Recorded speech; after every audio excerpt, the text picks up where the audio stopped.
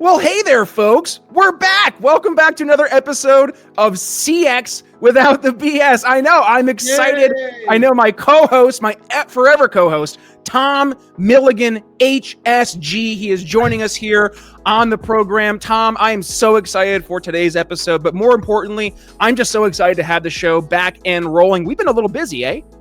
Oh, this has been, and the thing is, we never consciously said, hey, let's take a break from the show. We just said, holy crap, when are we going to record this? We don't have time. So much is going on, and it's all good stuff. And that's the good thing. I mean, it could be worse, right? 100%. Well, and by the way, again, elephant in the room. So I think our last episode, Tom, was right before you and I were going down to Nashville for the Telarus Partner Summit. That first week of August, and here we're recording the last week of November. We're recording right here before Thanksgiving, right? So it's been cool, right? Because in that little bit of a hiatus from August to today, Tom, I don't know about you, but I've been able to see a lot of BS over the past few months, especially as we're talking to more of the providers, but also talking to some more partners, which is actually a really cool segue to today's conversation. We're sitting down with Daniel Vaughan. He is the CEO and founder of Emmettson ROI, and he's doing things differently in the channel, Tom, as a TA. Yeah, and you were just on his show, right? I was just on his show. Yeah, he gave me a shout. He said, Brian, we got to talk about what Sharpen's doing with CX for the SMB and specifically creating contact centers that don't suck. So yeah, I was just over there. We'll make sure we post that in the show notes there when it goes live. That's awesome. Yeah, I mean, I haven't met this guy. I'm really looking forward to it. Just based on what you've told me about him so far, I'm excited to meet him. Great energy, and he's doing things right, Tom. We talk about it all the time. Good people bring out the good in people. Daniel is good people. So I'm really excited to have him on the show here. You ready to get started? Let's go. All right, rock and roll. So with that being said, on to today's episode, Daniel Vaughan from Emmettson ROI here on CX Without the BS. All right, and with that, joining us here on CX Without the BS, I had the pleasure of being on his podcast. Really excited to have him on ours, Tom. Daniel Vaughan from Emmettson ROI. Daniel, welcome to the program. How you doing? Thank you, Brian. I'm actually very good. We did chat a few minutes prior to this. I'm on very little sleep. You probably can hear him. I have a 6-month-old little boy, and he's my first, and he is screaming while my wife is trying to get ready for her first call for the day. And unfortunately, it's raining, downpouring, so we can't deliver him to my in-laws quite yet. So that's going to be interesting hearing him throughout the whole conversation. Well, I can't hear him. I don't know about the rest of you, but I can't hear him. So Daniel, nice to meet you. And if we do hear him, nice to meet your kid. Thank you very much. It must be I'm in my basement office that I made over the course of 3 weeks, ripped out the whole ceiling, put in the noise canceling insulation. So maybe that's doing the job. There you go. That and the noise canceling technology, right? I know that's hitting the airwaves there. My fancy microphone must be isolating my voice. Perfect. Yeah, there you go. It's the fancy microphones. It's the fancy technology. It's almost like we're here to talk about tech and stuff, Daniel. But before we get there, you got a pretty cool story. And like I said, I was on your show. We got to really talk about what we do in the world of contact center. But you do a lot more than just contact center and customer experience. You're going out helping entrepreneurs. You're helping technology folks and all that in between. So before we go into the meat and potatoes there, give us a little background, kind of what's been your history in this overarching CX world. Give us the Daniel Vaughan version, and then what led to being the CEO of Emmettson ROI. Yeah, I'm an accidental tech sales guy. I got into tech, actually was a sustainability and business major.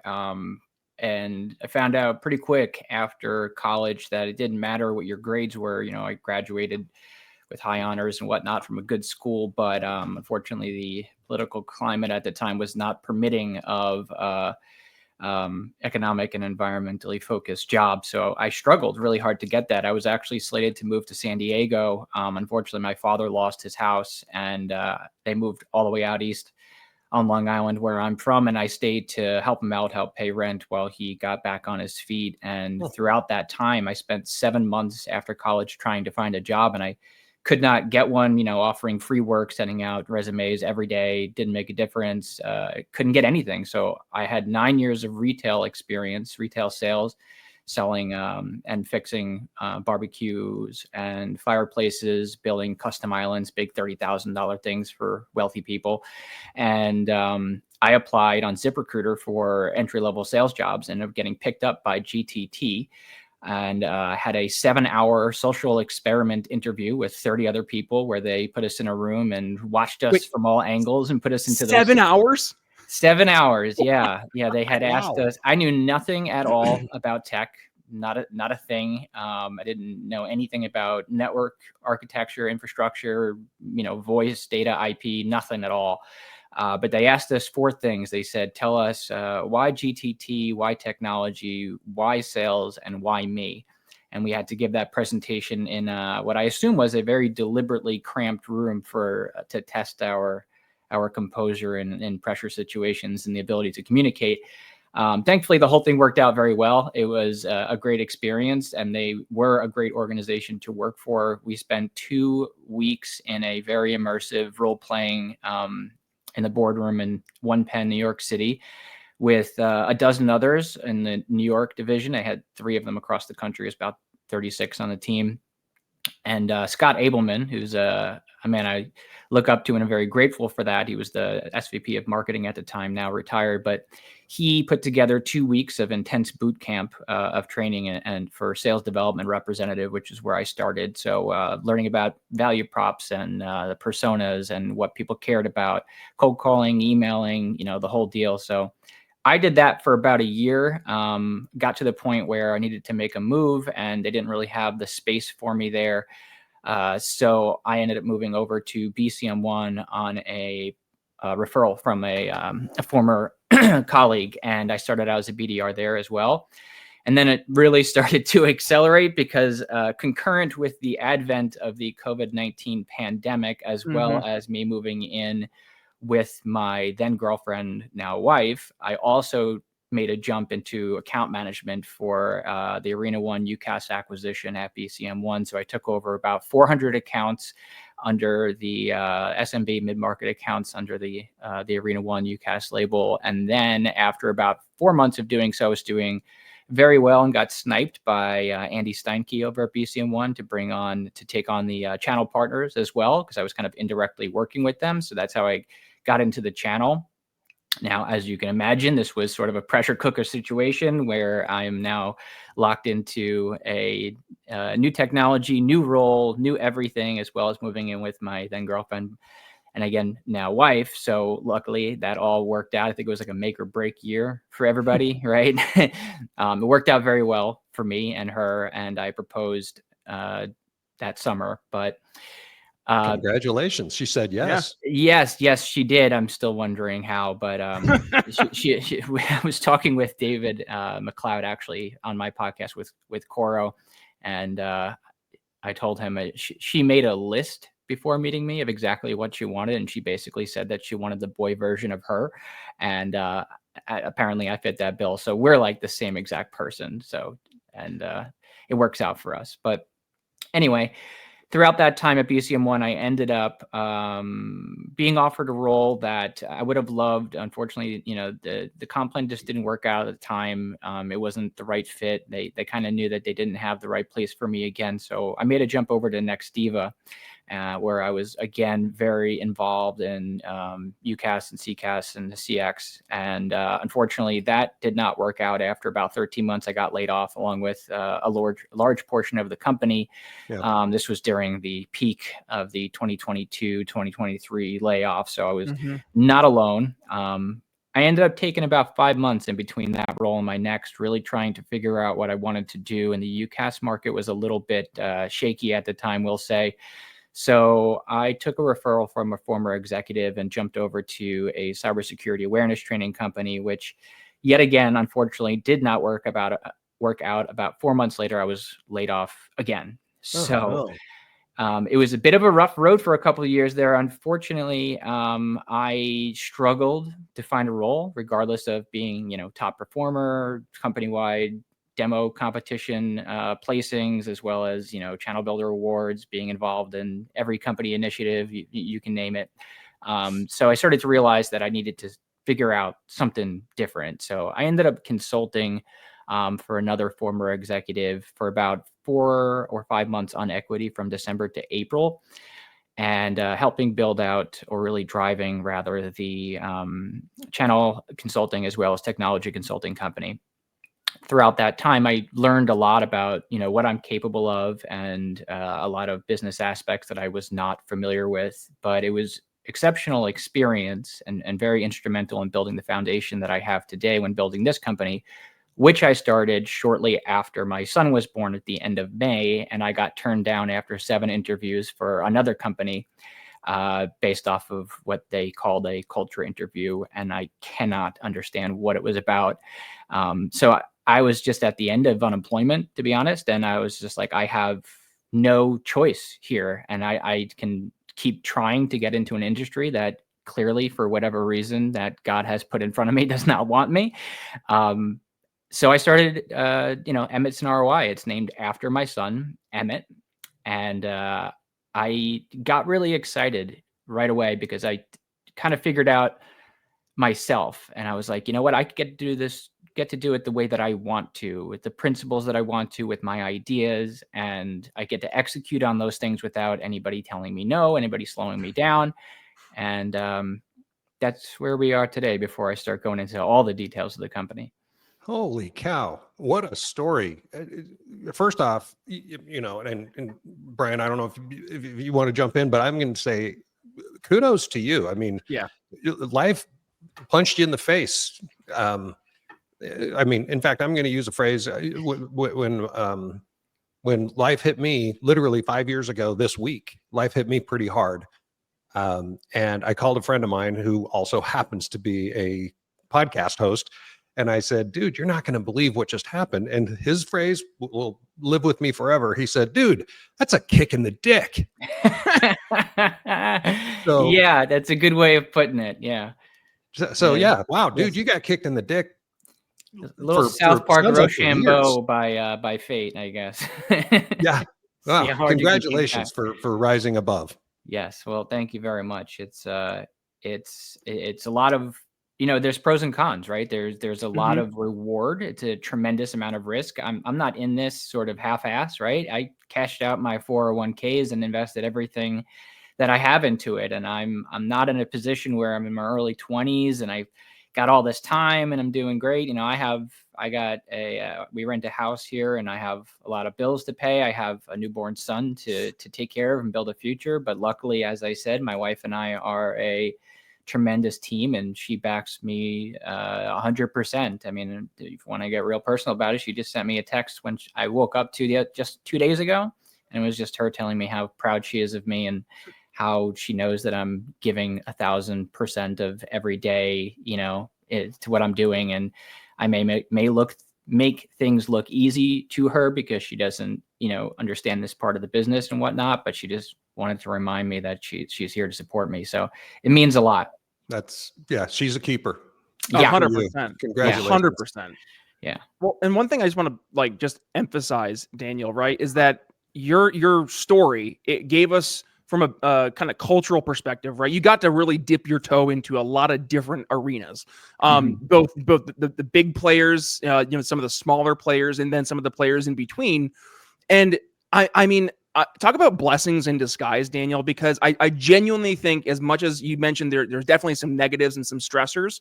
I think you're going to find, and you're finding right now, that because of all that adversity, it gave you the chance also to see, though, where they maybe weren't the best of fits for you. And now it gives you the flexibility to avoid the BS, right? I mean, our whole show is about avoiding the BS and calling it out. And I mean, elephant in the room, Tom and I have we've worked with a lot of these companies, whether for the companies or tangentially with these companies, and we see the good and we see the bad and the ugly, right? So the fact that you now kind of can play this independent role where you get to go after the folks where you have a lot of the commonalities with and focus on the things that you care about, right? And not necessarily have to be, presenting a solution or presenting a company that you're not 100% invested in because you see the culture behind the scenes, right? Like, this is where Tom and I at Sharp, and selfishly, I feel we're in a really good spot because it's kind of that startup mentality where we get to do a lot of the things that we know will work, and we don't have to go through the countless red tape. And like, that is a huge blessing and value add for us. And now you as an independent business owner who you get to pick and choose who you do business with, like kind of the world's your oyster, right? Got can you hear me? Yeah, no, I'm good now. I had a little bit of a bandwidth issue, but we're back. So like, but basically, like the world's your oyster right now, right, Daniel? I mean, like you get to choose whatever direction you want to go, and it's very, very, very exciting. It can be also at times intimidating. You know, that's the honest truth of it. There's waxing and waning of complete delusional. This is the best thing that's ever going to happen, and then all of a sudden, it's just like Tom said, you kind of get kicked in the dick once in a while. Yep. But it is really great. I can say that you're absolutely right. You know, blessing in disguise. I was put through what I like to describe as, and this is maybe a very nuanced reference, but the Dragon Ball Z hyperbaric time chamber, where you go in and you train and time is accelerated. So like 10 minutes in there is actually like 50 years type thing. And that's what it was. You know, I accelerated through a bunch of roles, you know, by no means into some, you know, great, you know, a high ascension in rankings or whatnot. I like to tell people, I really could not give a shit less what my title is. You know, it's founder because that's what it is, but you could make it peasant and give me what I need to support my family and my goals and find satisfaction in what I do. And I would change it. I don't care. That's awesome. But that leads to, you know, the way that I like to do things. And I've had great fortune with a lot of mentors that have taught me a lot of things, you know, from the actual technical aspects of, you know, engineering with telecom and SaaS, to the sales mentors that I've had, as well as just people who, you know, taught me business. Because as you can tell, you know, I'm on a podcast called CX Without the BS, and this is kind of the tone that you guys set, which I think is awesome. But unfortunately, I don't really possess the ability to turn that off. So I find myself in the position of being this way pretty much in every conversation. So that presents a little bit of a challenge sometimes in the office politics, which I'm glad I'm not a part of. So I had people there to sort of guide me and protect me in some ways. Yeah, it's a great opportunity for me, and I'm trying to seize it with everything I have. That's great. So, hey, I want to get into, you know, exactly what Emmettson ROI does and why it's different. But I wanted to, as you were talking about your journey to get here and how you never meant to get into sales or become a salesperson. And I think that's a fairly common thing, that a lot of people become salespeople accidentally. And in fact, my favorite business book of all time is called The Accidental Salesperson, written by a guy named Chris Lytle. If you have not read that, Daniel, it is kind of your life. I'll jot it down, and after I watch the recording. Yeah. And by the way, I used to do a book club with my team. And so once a week we would read and discuss a chapter of the book. And it, you know, I would have one person lead the conversation each week. And when it was my turn, I actually had reached out to the author and I said, hey, would you mind jumping on my team call? And he was gracious enough to actually jump on the call and actually lead the discussion about his own book. Nice. And he has become a decent friend of mine, actually. And so it is seriously one of the greatest books you will ever read. And I just thought about that when you were talking about how, you know, none of us, I kind of did, unfortunately, because my dad is a sales guy and I just kind of followed in his footsteps. But most people just kind of, well, I tried to do this and it didn't work out. And so here I am. Yeah, that's very much in line with my thinking on career. I don't think anybody in third grade, when asked to walk up to the front of the class and give their report on what they want to be, I don't think anybody said, I want to be a telecom salesperson, right? It was always, kind of tailing back to some other thing that they wanted to do.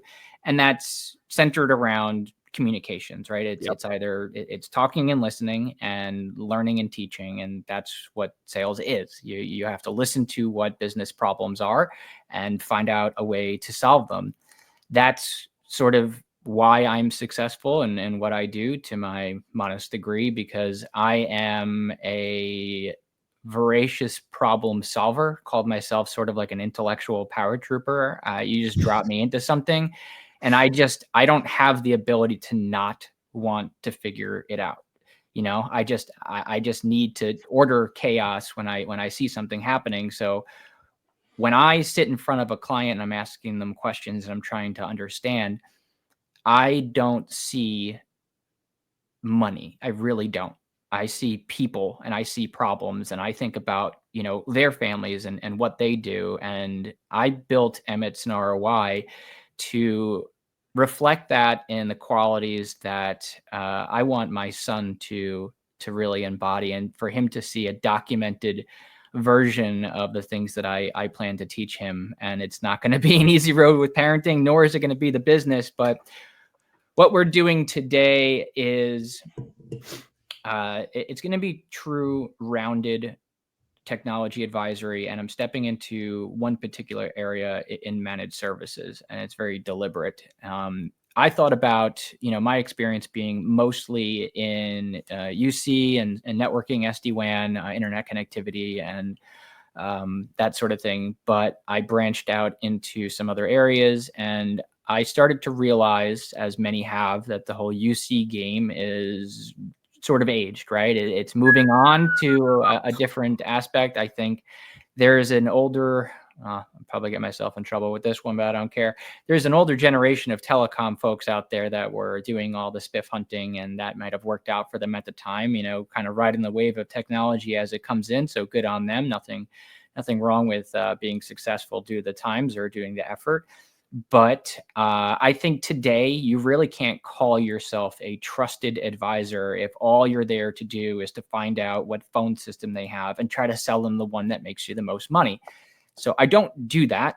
In fact, I don't even really focus on UC. I do focus on CX as a more overall, well-rounded approach, and that includes things like Sharpen, like CX across various different verticals and different market segments, but also, kind of, I want to say ancillary, but these kind of tangential solutions out there, like maybe it's a cinch with message media that you can bolt onto a UC, or maybe it's infinite wireless that you can set up your backups that can provide you with the ability to do customer payments on the road and remote areas or whatever it is. And these are, just very vague and sort of limited examples, but I do that my entire advisory across cybersecurity, IoT, advanced networking, mobility, as well as UC and CC. And I try to get involved with as much as I can. So when I'm sitting in front of somebody and I ask them, hey, what's bothering you? What is your biggest business challenge today?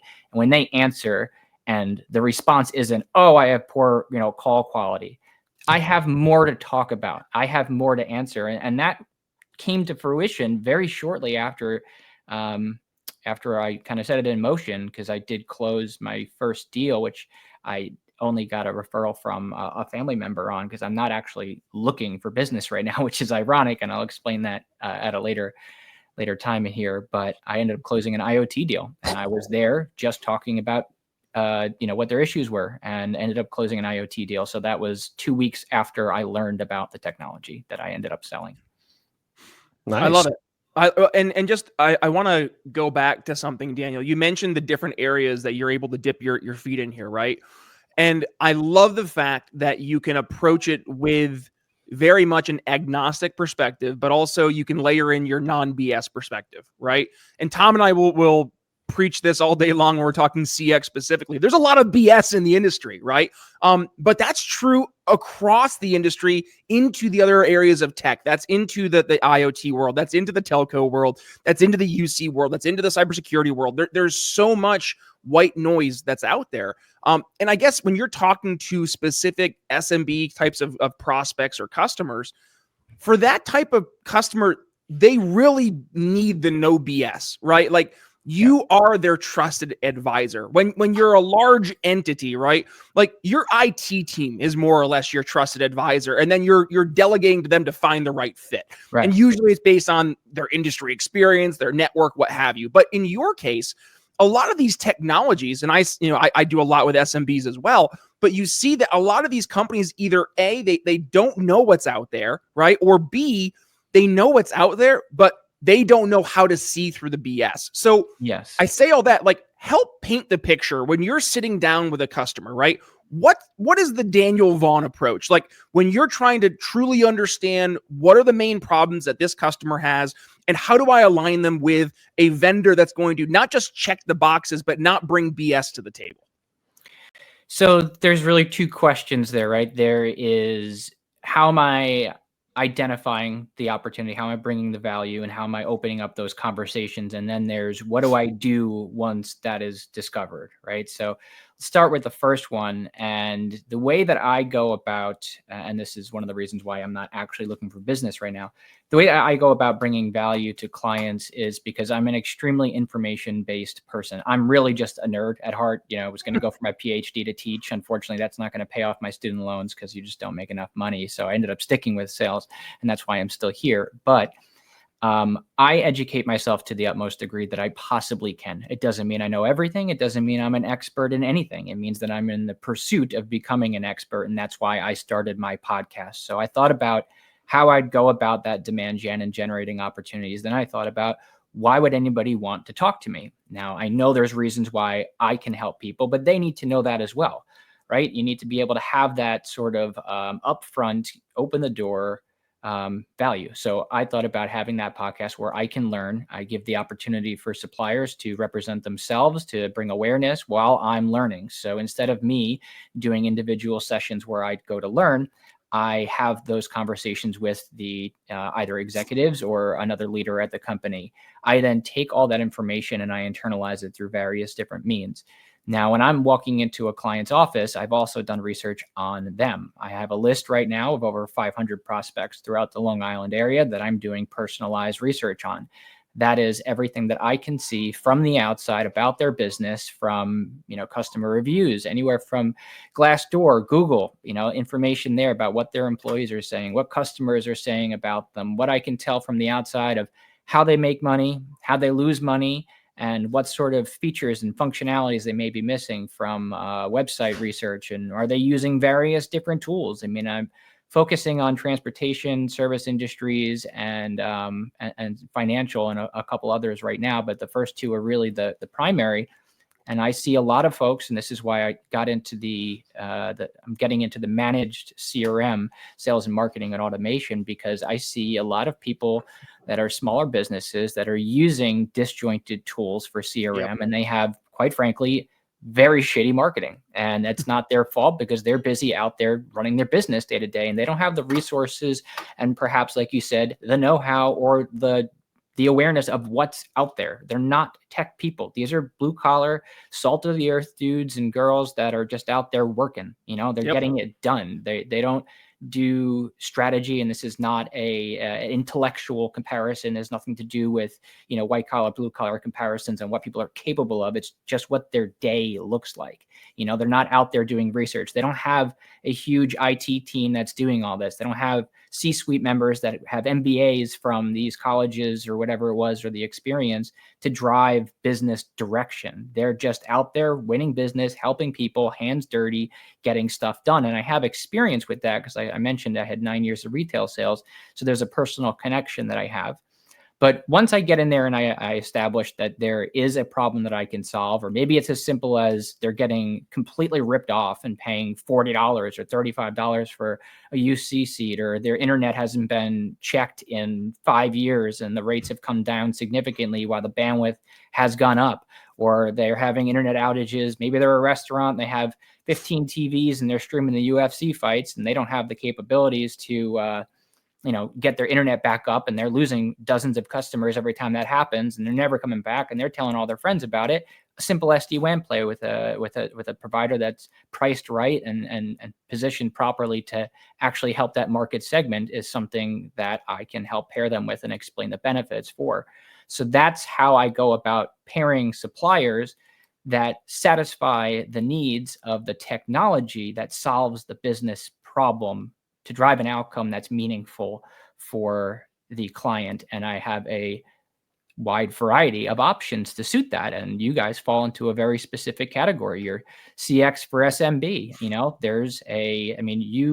there are providers, and we talked about this in my podcast, but it's no secret. There are providers that will not service 5 agents. They're like, well, that's just not worth my time to bring on. We don't have the operational support for that. We don't have the customer support for that. We're going to charge them more than what it costs on a 3 months MRC just for customer onboarding and training and things like that. But you guys put it together to actually help people. And I appreciate that from a visceral level. Yeah. I've been in this business for a very long time, and I spent, I don't know, 17 years working for one of those other providers.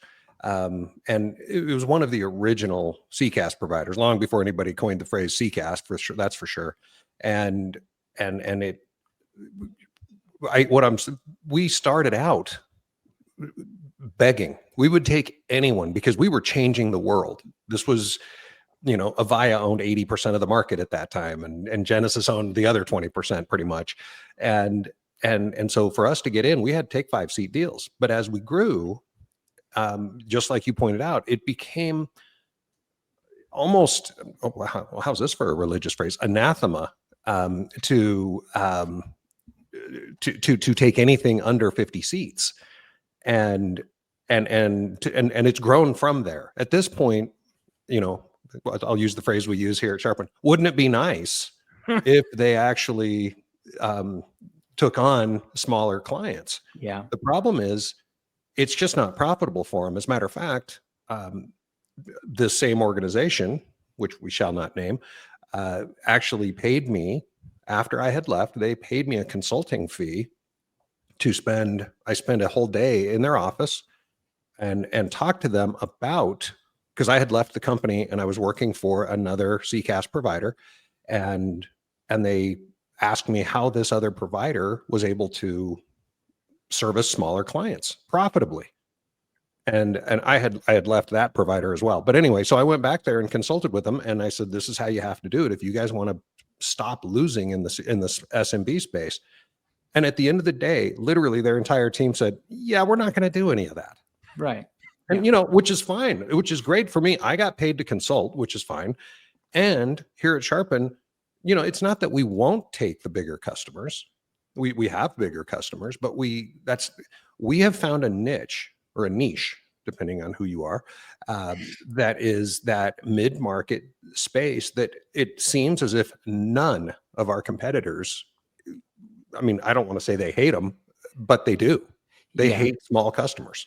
And I'll tell you, that leads into another question that directly addresses the BS portion of things, and again, a statement that maybe not everybody would make, but I like to think about how a channel manager will treat me or an advisor. And you're talking about profitability, so there's kind of a synergy of those two concepts I'm trying to tie into here. Let me see if I could do a good job of it. But high potential versus low potential, and worth your time versus not worth your time, right?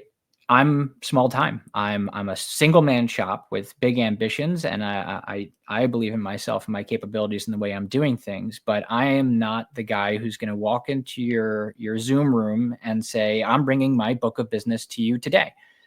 And based upon when I deliberately say that after telling all of my plans, right, and I'm open about those, I sort of gauge the way that the channel managers react and what they're willing to do. And now I'm not looking for them to give me business or to throw out thousands of dollars here and there. But I'll be quite honest, I'm pretty shocked at how low effort and really high expectations a lot of these channel managers have. And the people that do not respond or invest any energy into people who are trying to build a foundation that will last in the future are, quite frankly, not going to get business, because I'm going to sit in that office when I'm talking to that client, like you said, and say, yeah, this person, this company rather, they can solve your problem and they actually might be okay. But I'll be honest, based off of the way that they treat me, and I can't say for sure because I don't have experience with them, but I'm not confident that they're going to treat you properly either. And that's a reflection of the company. And there's a lot of people who do the exact opposite. And I believe align with the way I do things. And Brian, you're obviously one of those. You're out there really trying. We're on my podcast, which I'm still editing now, but every word that you spoke had meaning, and it wasn't bullshit. And another one that I'll throw out there is Michael Curtin from Adaptive.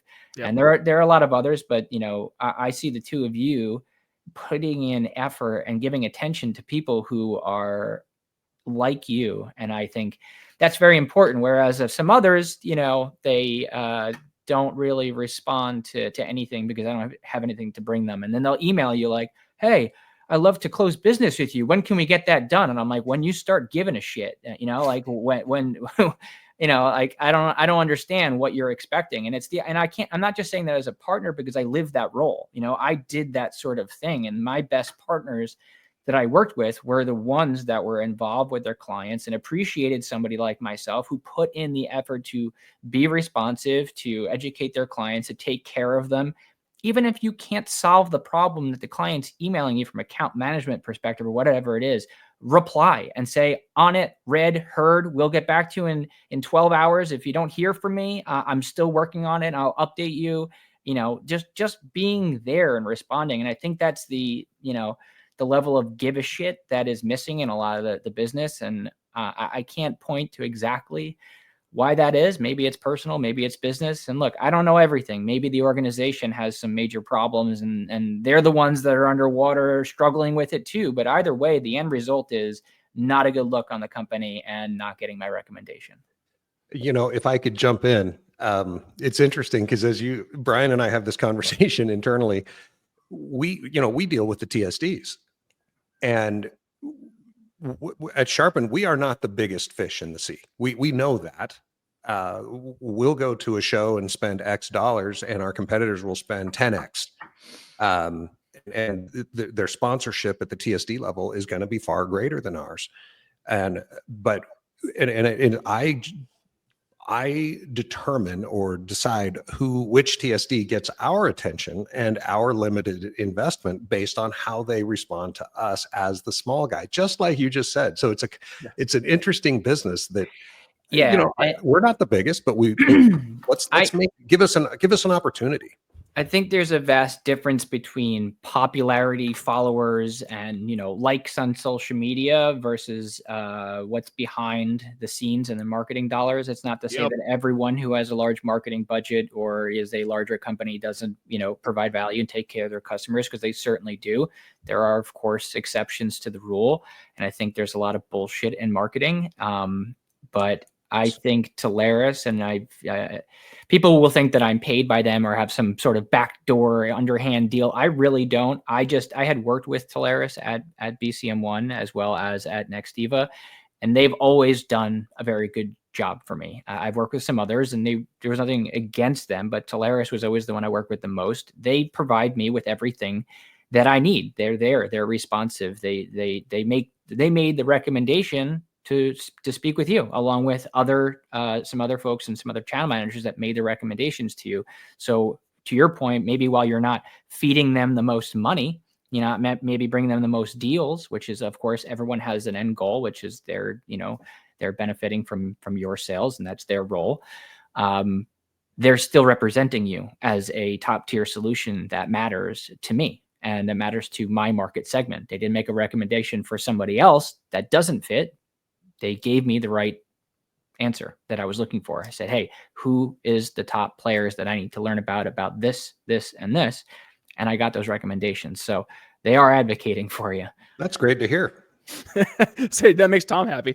Makes me happy too. I want to flip this a little bit, Daniel, because we're talking mostly right now on the provider TSD side, right? But also, let's kind of go back towards the actual TAs, right? The technology advisors, because I have found, right, folks like you and I'm going to say younger folks, in generalization here, are really the disruptors in the industry in the best of ways. And I'm kind of thinking here as you were talking there, like some of our top producers, and Tom can verify this, like they're all pretty much under the age of 50. They're doing things differently in the channel. That's not to say if you're over the age of 50, you're not doing great, but you kind of see, and we Tom will like this too. We talk about in sales, we have your zoo bears, right? So the folks who they're fat and comfortable, right? They're in the zoo. They're the bears are getting fed the big steaks every day.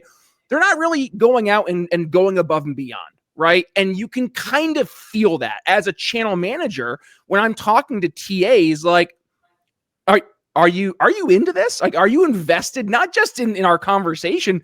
Are you invested in your own business? Because a lot of these folks, they get that residual check. It starts to compound. All of a sudden, the one or two deals that you've built, now that's maybe 10 or 15 deals, but those deals are a little bit bigger. And maybe you don't need to work as hard. And I feel that, right? Like I can feel you're not going to work as hard. So when I see someone like you who's hungry and you're doing it right, like, of course, I'm going to spend more of my time, energy, and efforts with folks like you because I know that you're doing things the right way versus folks who are the zoo bears.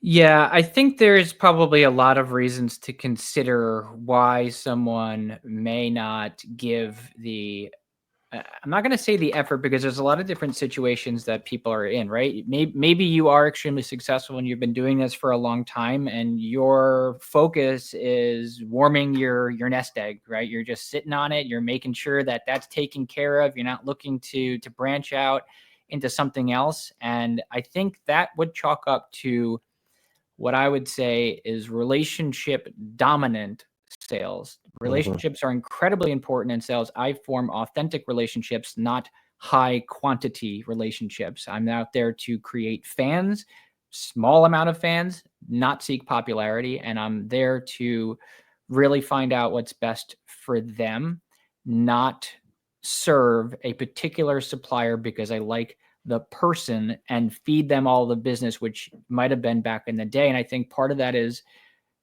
possibly for the folks that are doing that, because back in the day, and I'm talking maybe even just 10 years ago, I don't think things were as technically diverse and in depth and changing as rapidly as they are today. So perhaps in their defense, maybe it wasn't the biggest deal that they sent them to X supplier versus Y supplier.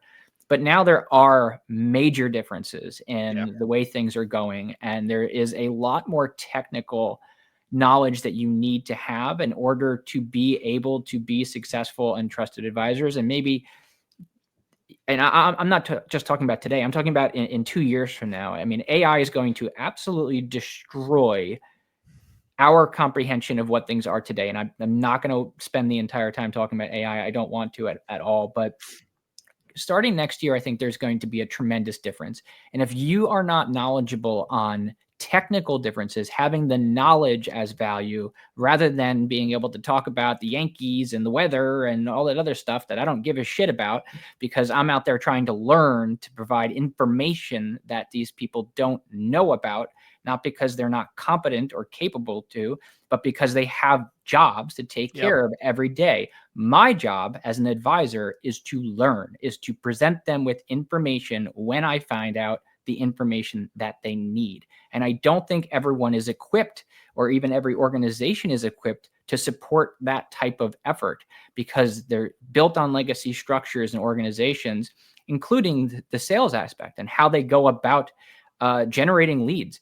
I learned throughout my time building companies, not companies like I've been doing it for so long, but the first time I did it in the past several months, I knew coming into this, I wasn't going to be able to do everything I'm doing here, building a website, doing legal, doing billing, forming relationships, learning and doing all that, while also making 200, cold calls and 50 emails and 50 LinkedIn messages while also doing the prospecting. You can't do it. So I thought about not only how I would generate that, we'll call it evidentiary reputation via the podcast while also learning. And that sort of solved two of the problems. Then it's, how do I get in front of clients? Because no one's going to watch my podcast, some director of IT at a 300-person organization, and be like, hey, that's the guy I got to talk to. No, that's not what it's for. But what I'm doing, and I'm openly able to talk about this for the aforementioned reasons, and I hope I'm trailing logically here and not rambling, but one of the reasons why I'm okay giving away the things that I'm doing is A, because I truly want to help other people. long-term goals is actually to support an agency where I function as sales enablement for agents that don't have a home and they don't have the resources to build a presence and a reputation and manage that sort of thing. And they're just salespeople, not business people, and that, to that aspect, and they just want to go do it. So I want people to see the way I do things. 2 is I don't think people are set up to actually do it based off of the way their systems are set up and the way that their roles are structured. They just don't have the resource allocation, and it's not their responsibility to do it the way that I'm doing it. And I'll explain why. And then the third reason is I don't think they're willing to put in the effort, just like we're tailing off the last time. I don't think that they're willing to do that. It's not that they're not capable of it. I just don't think they're positioned well. So to that point, the way I'm going about things is entirely based off of 3 ways, which is direct mails events and through enabling agents through complementary business services that don't have conflict of interest. So individuals with relationships at businesses where I can empower them with information as well as marketing materials to leverage those relationships and make introductions. But the direct mails is where I'm working right now. Currently, I'm in the process of developing a direct mail for January to a very large portion of customers. And again, this is also financially draining because I'm taking the Telarus Tech Trends report, which is valuable to the core values that I have based off of facts and information that's valuable, cuts through the noise, not all the garbage out there, all the bullshit talking about hype and everybody's trying to sell you a ballpoint pen that now has AI. It's based off of what's happening, right? I'm taking that report. I've completely restructured it and rebranded it without diminishing the integrity of the data into my own branding and into my book. I'm open about it. I'm not, claiming it's my research. This is Telarus. This is what they do. Is Constellation Research and Redpoint, and presenting it to clients in an actual printed book, along with the insights that I have proprietary to my own research, as well as through my podcast. So I take everything I learn and I compile that and do my own analysis and put it into a report, which I'm, falls into line of the category of something like Accenture, Gartner, Avant, or something like that, whoever's making these industry reports, obviously to much lower scale based off of my limited experience. And I'm presenting that to them in a printed book very deliberately with personalized, individualized research on everything I can see about the company. I have 3 tabs on my other monitor right now that are open, 3 ESG reports from financial reports on an environmental posture and stature and whatnot for an organization. I'm reading through 120 pages of their ESG reports and looking for everything that I can. And guess what? I found the decision maker's email, but I also found everything that they've done in terms of implementation on technologies to improve this, that. I know what their goals are. I know what they're looking for. And I know who I'm going to go to learn about how I can help them or what I think I can do from the outside. And I can approach them with, hey, this is who I am. This is what I do. This is what I can tell about you. This is how you make money. This is how you lose money. This is where you're at. This is your competitors. This was the last article that you posted. This seems to be your priority. If I have this right, would it be worth a 30-minute conversation just to get confirmation and hear about what I missed and then start talking about it? I'm not walking in the door and saying, hey, you have 450 employees. I'd love to close that deal so I can make $40,000 on spiffs. That's not what I do. I'm just going to say it, Daniel, your main differentiator in my book is that you give a shit, right? Like that is it. It is. But you know what? I'm not here trying to talk all high and mighty about myself. There's a tremendous amount of risk in that. I may dedicate a few solid days to doing that research and I could get totally shut down. It could be a total waste of time, but I don't find satisfaction in a cold call based off of nothing that turns into something that is a couple dollars.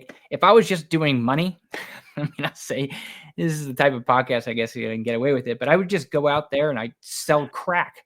You could make tons of money. Anybody could, right? But that's not in line with what matters to you. And that goes back to the earlier conversation of like, how'd you end up where you are? And then it tails into the type of organizations that I'm going to help, that I want to help. And that is the highest I want to go. To be honest, if I reach into something that's higher than 500 employees, it's out of my realm of where I can confidently say, hey, this is where I'm the expert. Happy to point you in direction of someone who may be able to help you or a supplier. But in reality, I'm not coming across in conversations with a 500 billion trillion dollar, Citibank. Like, Citibank comes to me, they're like, help me. I'm like, what are you, crazy? Like, happy to talk to you, but you're barking up the wrong tree.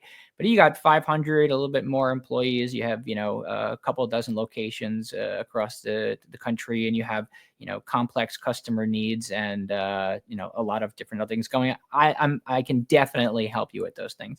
And that's because I have the diverse sort of range of information that I have, and I won't steer you wrong. That's just it. I will flat out tell you on a relative basis, not the actual numbers, what the top 3 suppliers, what I will make and bring home to feed my son and my family and provide her with my wife with the house that she wants and I want and the dreams that we're after. I will tell you on a relative basis. 1, 2, 3. This one I make 1.5, 1 whatever, not the actual amounts. But again, and this is the one that I'm recommending, which is almost always going to be not the highest paying one, because the highest paying one is typically the one that's not built to serve that market. Yeah. Preach. Yeah. Unfortunately, that may not be true in your situation, because full disclosure, you guys are, and I don't understand it, how, but you guys are one of the higher compensation suppliers out there. So folks who are in the channel listening, to top it off and all the other reasons we talked about here, maybe you should give them a bit of attention. Yeah.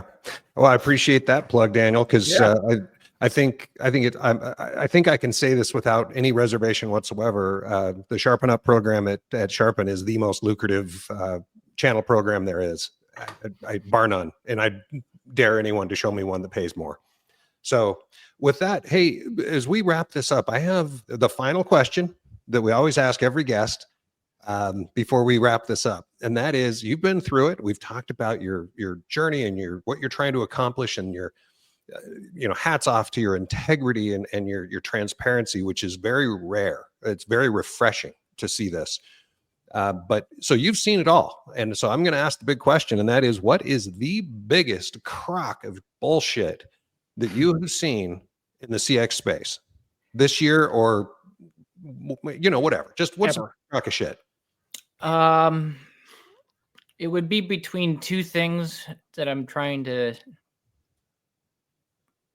dance around legal matters in my mind talking about, because I'm not here to talk about people or organizations, to talk about ideas. There's that quote out there that's like, small minds talk about events or people or whatever, and like, bigger minds talk about ideas. And that's what I try to lean into. I would say mission statements that are absolutely full of shit. I would say everyone trying to focus on this, empathy, and they don't give a shit. You can tell who does, and you can tell who doesn't. Your mission statement is very clear. It's to help SMBs in the CCaaS space with reasonably functional, purposeful AI, without all the bells and whistles that nobody else gives a shit about, where they can't use.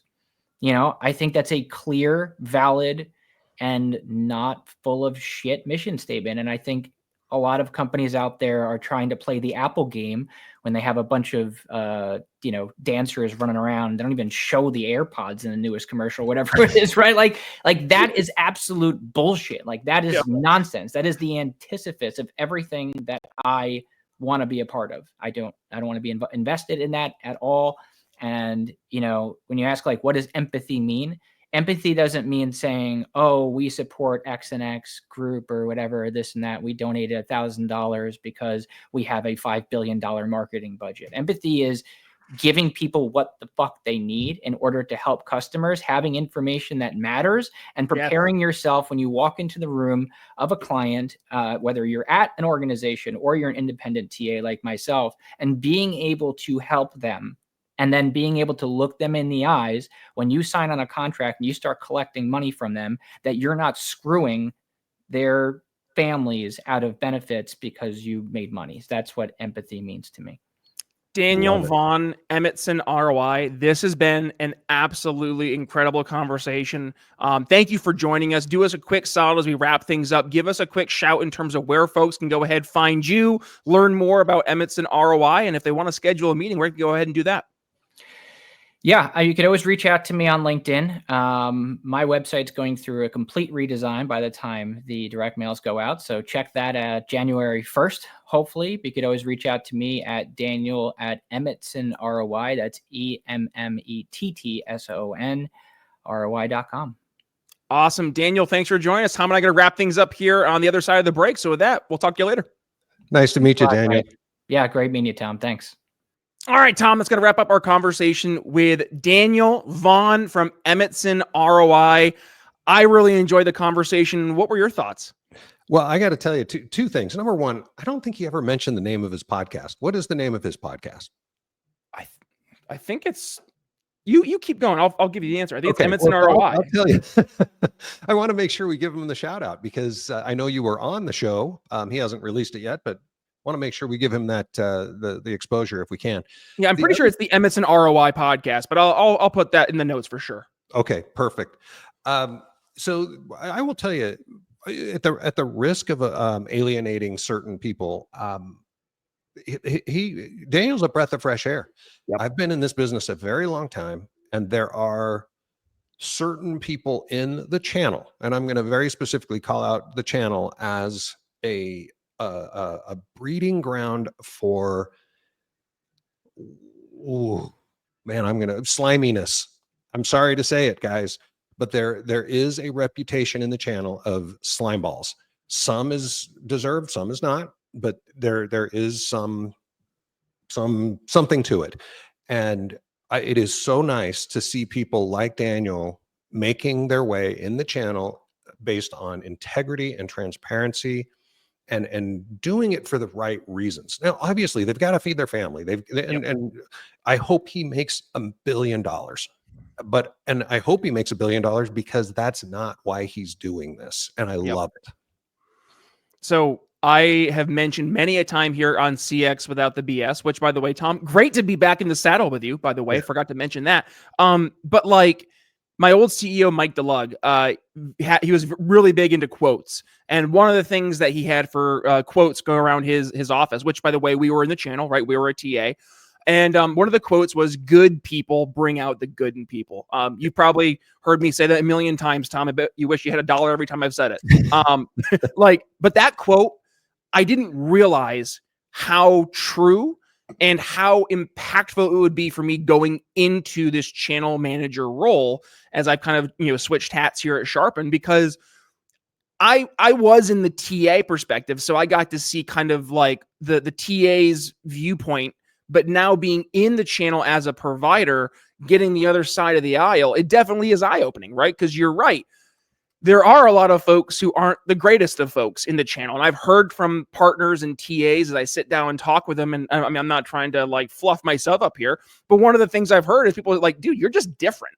Like you're different. You're approaching this differently. Your energy is different. And I guess I'm approaching this through the mindset of when I was in the channel, what were the things that we were looking for? And it wasn't just like the best provider. It wasn't just the best comp plan. It was genuinely good people to do business with. Because I don't like, as in the TA role, I didn't want to bring a provider to the table that, yes, they could do all the amazing things, but they were pains in the asses to work with, and they were just genuinely gross, slimy people. And as a matter of fact, I remember Mike doing many code blacks, he would call it, to those types of organizations, saying, nope, full stop, we're not selling them. And that now is somebody in the channel trying to talk to different partners and TAs and show them the value of Sharpen specifically, right? Like, I guess I'm not even doing it consciously. I'm just trying to emphasize that we're not like everybody else. We're not trying to be the big players that are our big competitors out there, but we are uniquely us. And with that, we do things uniquely in our own way. And I think, Tom, you and I, we've done things very different in the channel. Now we bring Jay onto the team, doing the West Coast and South Central. We're all doing things very differently, but in the best of ways. Absolutely. And I think the bottom line is, we started this podcast, whatever it was, 4 or 5 months ago. CX without the BS, and we came up with that because I think you and I both, and again, like you say, our new teammate Jay, we just don't, we see through the bullshit and we refuse to live within it. Yep. And so, we're trying to change the way people see our industry. But we can't change our competitors. We can't change how certain people do business. We can't change, the marketing messages. What was it that Daniel said? Your ballpoint pen now has AI in it. Now it has AI. That made me laugh. That was so perfect. And that's about it. I mean, it's all bullshit. No, 90% of it is bullshit. So we've got to help people see the CX without the BS. Preach. All right, Tom. Well, I think, with that, we're going to go ahead and put a pin in today's conversation. Folks, Tom and I are back. We're back in the saddle here for CX without the BS. I know. I'm excited. We're going to be making sure we have episodes coming out on the frequent. I do want to give a special shout out to an upcoming guest, but also a longtime listener, Kate Nelson. I was talking to her. She's from Connects AI, and she was telling me how they go out of their way. She goes out of her way to share the show with folks. She's like, hey, you're in the CX industry. You got to listen to CX without the BS. So Kate, I appreciate you giving us a shout and sharing the show. And by the way, folks, if you're getting some value, yes, we air these shows over on YouTube as well. So head down below into the comments. Let us know your thoughts. What is the biggest piece of BS you've seen, or join us over on LinkedIn. You can find yours truly and Tom. We will also be sharing some clips there. So please go ahead, share those clips. But I think with that, Tom, we're going to go ahead and wrap things up. So with that being said, Brian Nichols signing off for the great Tom Milligan on CX without the BS. We'll see you next time. Later.